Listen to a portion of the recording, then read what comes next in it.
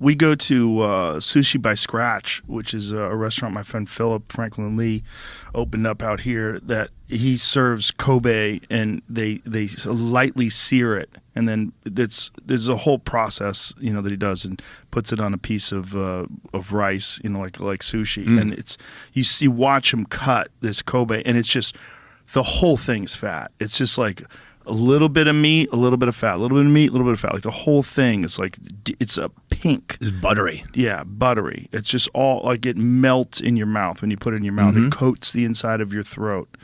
You feel it. And it has so much flavor, and you just need a little bit.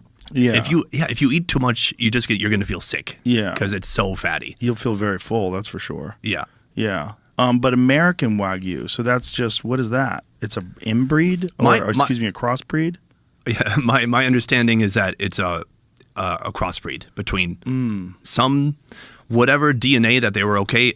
I spoke to, gosh, where were we? Alabama or somewhere in the South. This guy had Wagyu, and that was his big selling point for his restaurant. But when I saw it, I was like, it was nothing like that Wagyu. Right. And I was like, how is this Wagyu? And he's like, well, it's American Wagyu. And I just remember him saying, in the USA, you're never going to find the same stuff you get in Japan, and they're never going to let those genetics leave that country, because how would that be in their favor? Right. To have someone here mass producing that delicious, sought after, coveted meat around the world. Yeah, it makes sense. They would want to covet that. They've got the market pinned on them. Have you gone to Italy and had bistecca Florentine? No, I've not been to Italy yet. Really? And I've not done Europe very much at all. Just this year I went to France and Spain and Portugal and the Faroe Islands for the first time. That's interesting. I would think Italy is a place I would want if I was like reviewing food. My heart is in Asia. I love Asian food so much. I lived since age 24. I'm 38 now. I lived in Korea 8 years. I moved to Vietnam about 7 years ago.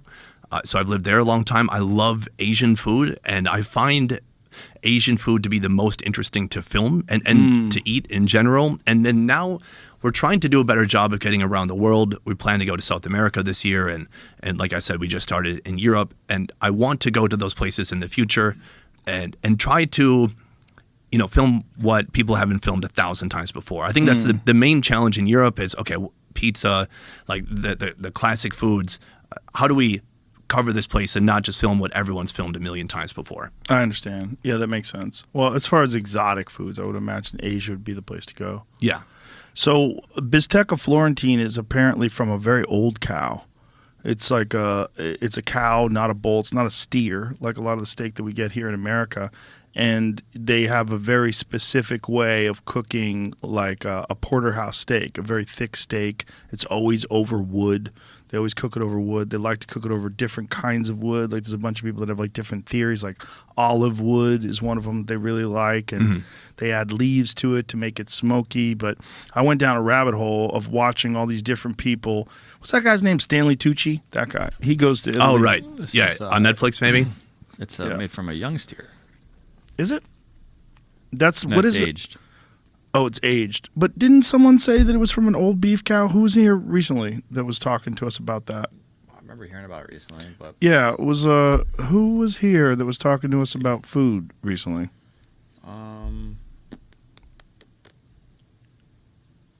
the spinal, according to the band, It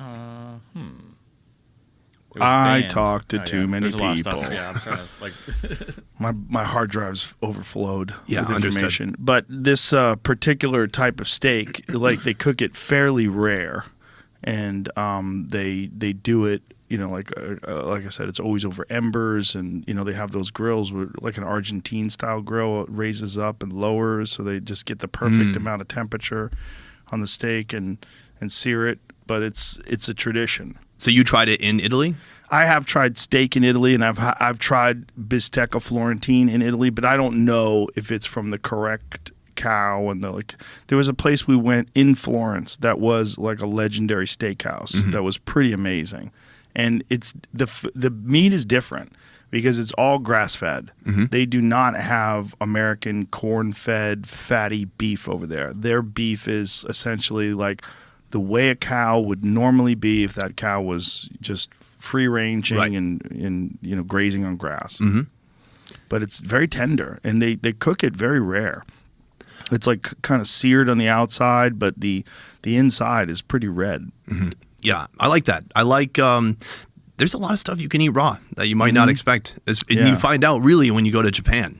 And so steak. I mean, obviously steak tartare is everywhere now. But even when I was in Japan, they served raw horse over rice. So raw horse nigiri, and when you delicious. have raw horse, is it just very thinly sliced? Do they Yeah. brine it? Do they do anything to it? Nothing. And that's what they do with so much different food. We did a whole raw food episode there, and I mean, you're familiar with all the typical sushi stuff, but we even had raw shark heart as well, which they have to wash it for hours because it has a really strong, potent ammonia smell to it.